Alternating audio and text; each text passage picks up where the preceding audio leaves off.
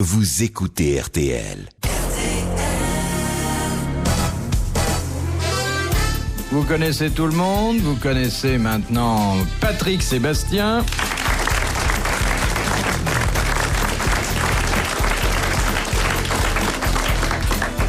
Imitateur. J'ai plein de voix à mon répertoire. J'aime bien faire prévoix parce que, en concurrence avec Castelli, physiquement, c'est à peu près le même charme. Ah oui.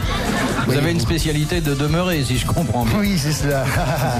C'est bien. Eh bien, celui qui est mis en cause, non pas d'ailleurs qu'il ait le même talent que Prébois, mais parce qu'il est également un peu mou et qu'on peut lui donner la forme qu'on veut, c'est notre ami Philippe Castelli. Bravo.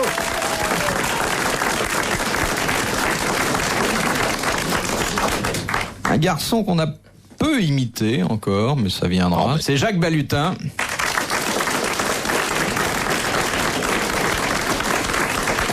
Et puis un garçon qui sera très très difficile à parodier parce qu'il a une forme d'esprit tout à fait particulière. Visage surtout. Oh, ben peut-être qu'avec un ballon de football et une moustache, on pourra l'imiter. C'est Gérard Jugnot. C'est marrant tout ça, tous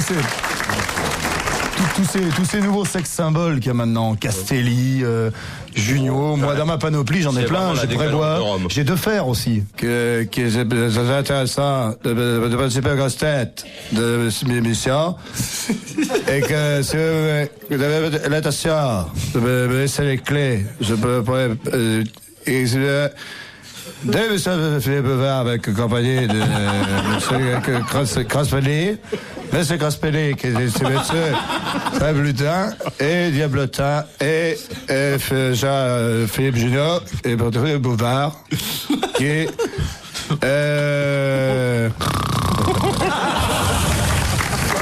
C'est clair, hein. Dites donc, je commence à comprendre pourquoi ils l'ont mis à l'intérieur, parce que dehors c'était dangereux. Je ne sais pas. En fait, je suis né de l'intérieur et de l'extérieur, c'est plutôt le ministre du milieu. De Monsieur Monnier de Brest, qu'est-ce que les poilus ont appelé des chéronnettes? Les marraines de guerre? Non. Ça s'écrit comment, ça? Ça se portait sur soi et ça s'écrivait C-H-E-R-O, E-N-E de T-E-S. La besace? C'est pas les bandes Voltaire, mais c'est autre chose, c'est comme des chaussettes C'était des chaussettes qui s'entouraient autour des pieds comme et des ça Russes. venait de Monsieur Chéron, qui était le ministre de la guerre de l'époque. Bonne réponse de Jacques Balutin. C'était des choses. Et maintenant, ça s'appelle les bandages hernières. C'est hernu, le. Bandage hernuaire. Ouais. C'est hernu, c'est ça. C'est lui qui s'occupe de la guerre. Ah oui, oui. Non, il prépare la paix. Hein. Il prépare la paix, ouais. De Madame Sachaud de Valence, qu'est-ce que Marie Walewska fut la seule femme à faire? Voilà, un truc. T'as de trucs. Elle faisait des un truc, trucs. mais oh là là. Elle faisait un truc trucs. avec un esquimau et les mecs ils sortaient et disaient oh dis donc Valeska c'était ski. Je sais pas, elle faisait des Elle trucs. faisait le veau carotte comme personne. Oui. Elle faisait. Valeska, c'était une copine à Napoléon, ça. Oui, C'est elle qui faisait les entrées au palais des congrès. Pour Serge Lama. Non, c'est pas ça. naturellement ça concerne Napoléon. Elle a été... Elle le massait? Non. Elle a usait une été- gâterie spéciale? Oui. Il n'y a pas d'autre femme qui ait fait pour Napoléon Un ce enfant qu'elle a fait. Son courrier, Non. ses pompes. Ça a trait à la sexualité? À l'amour? Non, Il fallait qu'elle ait aime beaucoup d'amour pour Elle l'a lui. quitté. Elle l'a embrassé? Elle a jamais voulu. Non. Et elle savait qu'elle était pas saine, alors elle n'a pas voulu empoisonner l'empereur. Mais non. Monsieur Junio. Je n'ai rien dit! Ou alors vous nous faites le journal des malentendants. Ah oui, il va vous faire le journal des malentendants. Allez. C'est bon par la radio. Oui, c'est très très bon, mais oui, c'est connu, genre je fais 20 fois. Vas-y. Monsieur Pierre Mort a déclaré hier. Voilà, tout ça, c'est tout. C'est nul, tu vois, je sais même pas le faire. Et il me force à le faire tout le temps. Sadique. Moi j'adore Ça ça. fait beaucoup rire. Je crois que j'ai un texte. Ça me réconcilie avec l'information. Ouais. Elle a accompagné Napoléon à Austerlitz. À Sainte-Hélène, à la gare de Lyon. Elle a été, c'est la seule femme qui ait rendu visite à Napoléon à Eh Sainte-Hélène. ben, on n'est pas passé. Bonne réponse de Jacques Balutin. Oh non, mais c'était pas gai. Hein. Pourquoi vous y avez été à Sainte-Hélène, vous allez partout où les petits ont été? C'est pas grand, ça Même manque de bureaux de tabac à un point que vous n'imaginez pas. Vous êtes en Je suis un vieux bonapartiste. Ça, moi, ouais. Mais vous avez fait le tour en combien de temps, vous? Nous, pour calculer. Pour calculer en combien de temps, nous, on peut le faire. C'est ça, je veux dire, ça va me donner une idée de la grandeur de l'île. Si j'étais dans vos sacoches, comme d'habitude, Oui. le week-end, on aurait fait le tour on aurait fait le tour en 2 heures. C'est tout petit, ça. Oh là là, il y a 15 bandes, 20 bandes. Ouais. Oh, quand même, on peut marcher. Ça fait pas 7 mètres. De Monsieur Perrier de Caen, quelle est la particularité d'une fleur équinoxiale? Elle fleurit tous les 6 mois. Non. Elle fleurit le jour d'équinoxe. Non. Équinoxiale. Eh non. Elle se tourne vers le soleil. Non. Le tournesol est une fleur équinoxiale. Ça vous intéresse pas ce que je vous dis? T'as peut-être même dit la réponse, il est même pas Il lu. a même pas entendu. Il est d'une impolitesse. Qu'est-ce que vous avez dit? Le tournesol, non. Bon, est-ce que ça a quelque chose La à voir? rose, elle est Elle équinoxiale. fleurit la nuit. Les marais d'équinoxe. Non. Bon, Ça a un elle se rapport avec ferme. l'équinoxe? Non. Ah bon? D'accord. Bon, c'est pas la peine de... Alors, dites, c'est une fleur qui se ferme le matin, qui se ferme le... Ouais. C'est ça? Oui. Elle Elle clôt la n'est nuit. ouverte que la nuit. Elle Et s'ouvre dès et que se le- ferme à heure fixe, À heure comme fixe. les commerces de détail. Voilà. Très bonne réponse de Jacques Balu.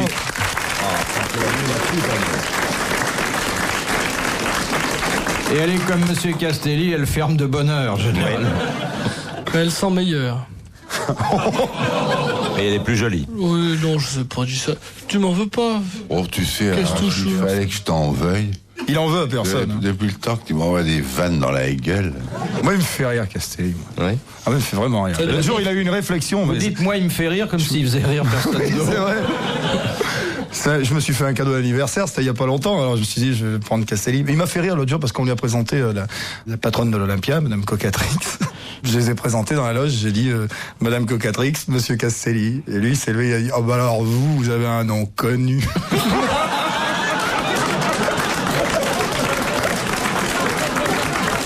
C'est vrai. Ça aide. Ça te met à l'aise, ça. Ah, ça aide. C'est là qu'on voit l'homme du monde. Hein. On voit le mec qui est vraiment sorti quand même.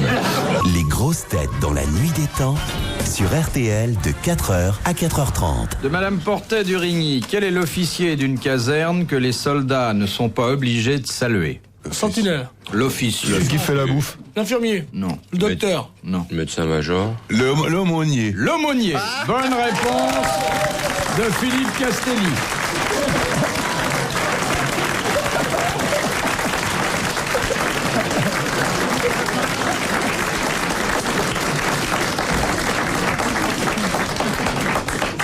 Il a le triomphe modeste. Hein. Tu sais que c'est très dangereux ce que tu fais. Je pourrais me casser une lombaire. Oh, tant mieux. T'as des lombaires, toi? Il te reste? Oui. T'as toujours cru que j'étais pourri. Non, mais j'aurais pu te greffer un morceau de tôle. Comme tu t'en sers pas de tes lombaires, de toute manière, tu te baisses jamais. Oh, et toi, avec toutes tes prothèses, t'en as une par devant, un petit tuyau en polystère de vinyle.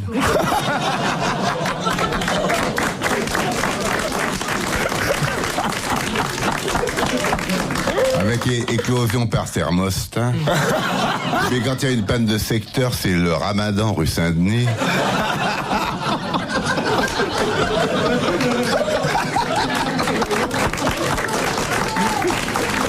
Ah, bravo. Je n'ai rien à répondre. Eh, il est passé à l'Olympia. Ah oui, il a dû Eh, répondre. t'as compris? J'ai une histoire. Elle est bien utile. Oh, c'est bien. Elle est charmante. C'est pendant la dernière guerre. Qu'est-ce qu'il écrit, Il y a un soldat qui veut offrir un cadeau à sa marraine de guerre. Alors il achète une jolie petite culotte en soie rose et sur la culotte, il met une étiquette de chaque côté. Sur l'une, il marque pour la Noël et sur l'autre, pour tes étrennes. Puis 2 jours après, il reçoit un télégramme. Viens vite m'embrasser entre les fêtes.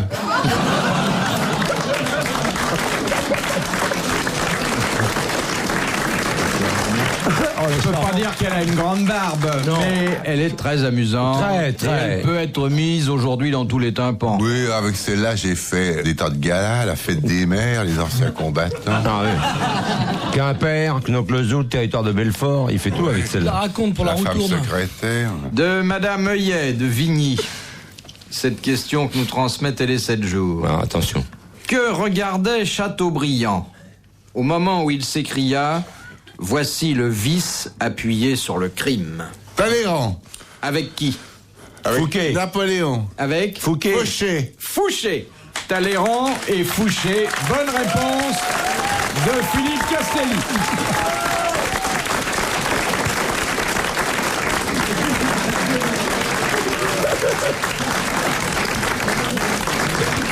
Il aurait fait un bon prélat, hein? Fouché, c'est un gars extraordinaire. Vous n'avez pas lu sa vie? Question de Mademoiselle Lecoeur de Sauvigny-le-Bois. Une question zoologique, comme vous les aimez. Quel est l'animal muni de 2 défenses et dont seule la défense de gauche se développe? Le sanglier. Badinter.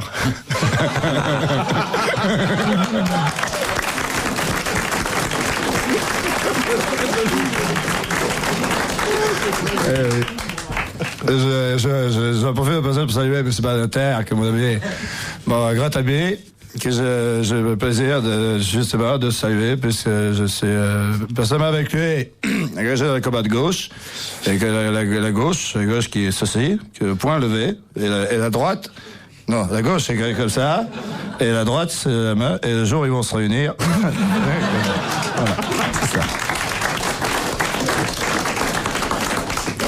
C'est quoi la question? Qu'il y a la défense gauche qui se développe plus. L'éléphant. L'éléphant rose. Non. La licorne, Un animal très particulier. Le morse? Le phacochère. il vit dans l'eau. Il vit en partie dans l'eau, oui. Rhinocéros. Non. L'hippopotamus. Non. L'hippopotame. La défense de droite reste atrophiée. Parce qu'il se couche toujours sur le côté droit. La nature, La nature est mal comme foutue. ça. Il va dans l'eau, alors il nage. Il nage. Comme l'hippo. Oh oui, bien. Puis on le voit sur la terre aussi. L'alligator. Enfin, c'est un animal qui est quand même moins répandu que l'hippopotame. Hippocampe? Non. L'éléphant de mer. Non. Le tari. Le taré, il veut dire. Le Castelli. Mais c'est un poisson. C'est un mammifère. C'est un mammifère. On le trouve en Afrique, ce mammifère, ou plutôt vers le pôle Nord ou vers le pôle Sud? Pas exactement de notre côté, mais en Afrique, peut-être sur la banquise, je sais pas. Lourd. Non. Pingouin? Ça se mange. Pingouine? Les Esquimaux le mangent. Une licorne. Non. C'est petit, c'est tout Ah petit. non, c'est peut-être. gros. Ça a 4 pattes. Ça a 4 pattes. Est-ce qu'on le connaît sous un autre nom? Enfin, c'est... Non, je crois pas. Parce que par exemple, ce serait pas une girafe.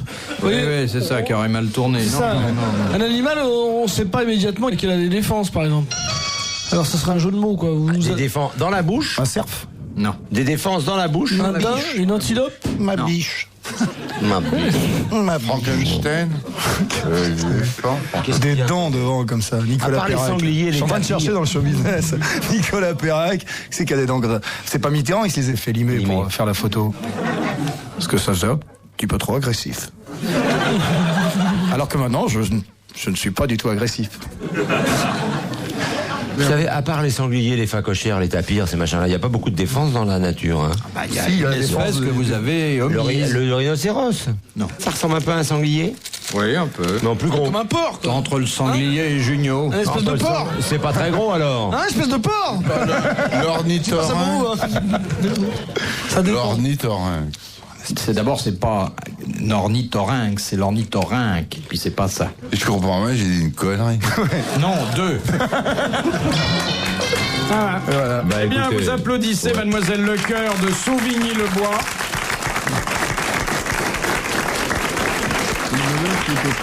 Elle vient de gagner 500 francs. Elle recevra aussi un disque, le 33e 33 tours. Le Des 33 meilleurs moments des Le grosses 33e, vous avez dit, hein. Le 3e Vous avez dit le 33 33e. tours, recellant Oh là là. les meilleurs moments des grosses têtes, des moments auxquels vous êtes associé, Monsieur Junio. Ben oui, je sais bien. L'animal qui est muni de 2 défenses, dont seule la défense de gauche se développe, c'est le narval. Ben, je savais même pas. Mais un narval vous signale que vous nous avez drôlement introduit en erreur parce que c'est plutôt une bête aquatique qu'une bête terrestre. Un Ah, mais narval. elle se balade aussi. Ça, c'est même pas Oh, ça n'a même pas de pattes le narval, ou est-ce que vous avez un phoque? Non, si. Moi, je croyais que que vous c'était- êtes trop vous grand, avez moi qui déjà- suis à la hauteur. Je peux vous dire avez que le déjà narval a mangé des des pattes de pattes. narval? Ça n'a pas de pattes, ça se roule. Ça se roule, ouais. J'aurais dû trouver, moi qui m'appelle Gérard. Gérard de Narval. RTL, 4h, 4h30, dans la nuit des temps des grosses têtes de Philippe Bouvard.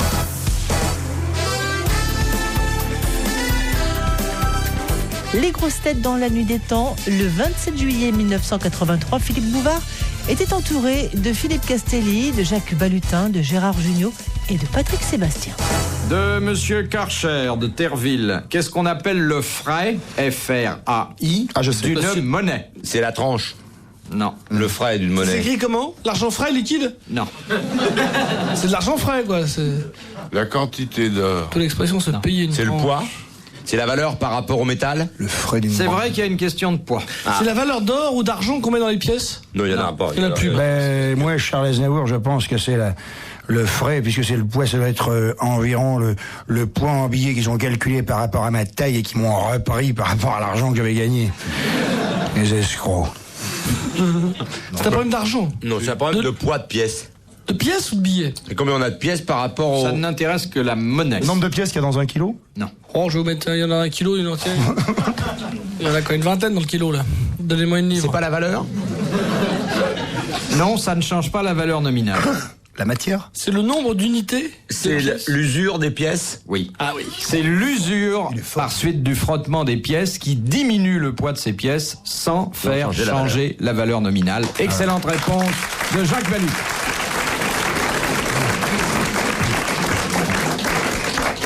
De Madame Bandera de Paris. T'es pas passé loin. Je suis pas passé loin. T'es pas passé loin, là. Ce que j'allais dire, une pièce et une scène en rentrant à la maison. Quel cri poussait autrefois le peuple à l'occasion d'un heureux événement? Banzai! Banzai! Et ça, Olé! vous devriez le savoir, Monsieur Jugnot. Moi? Oui. Pourquoi moi? Parce que vous... Le quart d'heure américain? Non.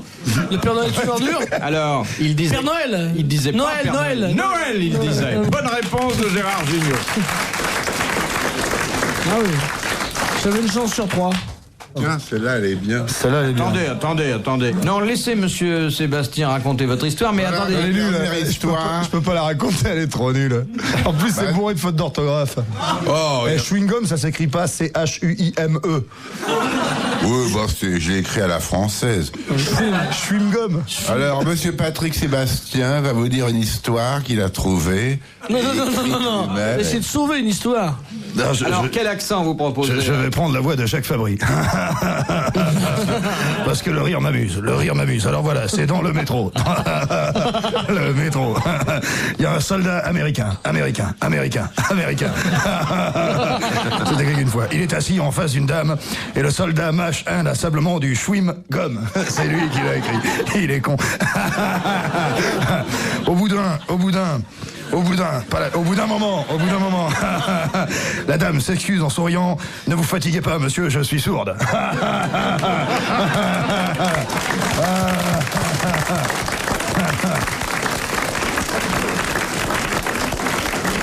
On pourrait la faire avec une autre voix aussi.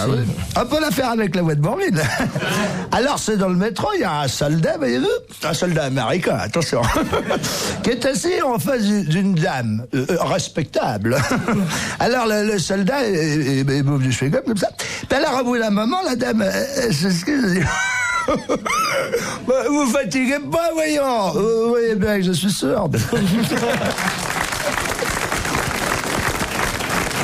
Et raconté par Chirac, qu'est-ce que ça donnerait? Dans le métro parisien, propre. Vous êtes quotidiennement, je dirais même tous les jours, en sécurité. Il y a un soldat, serviteur de la France. Mais hélas, c'est un Américain. Assis en face de Marie-France Garot. Alors, le soldat mâche un chewing-gum et au bout de quelque temps, Marie-France Garot s'exclame ne vous fatiguez pas, monsieur, je suis sourde. Merci.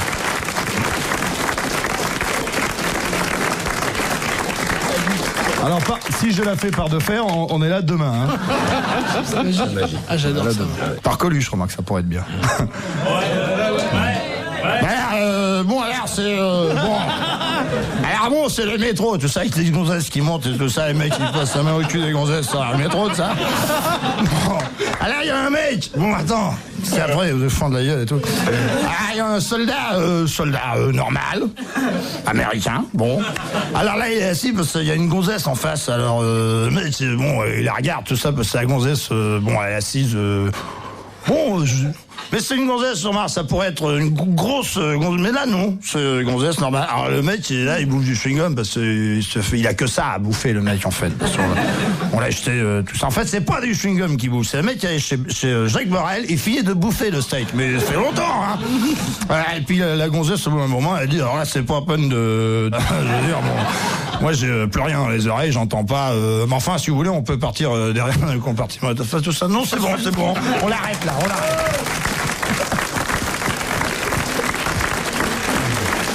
Mais là, je vais dire un truc. Je sais pas pourquoi vous cassez le cul à vous inviter 4. Vous faites venir Sébastien et vous faites votre émission pour le prix de... Je sais pas. Faut négocier ça. Retrouvez les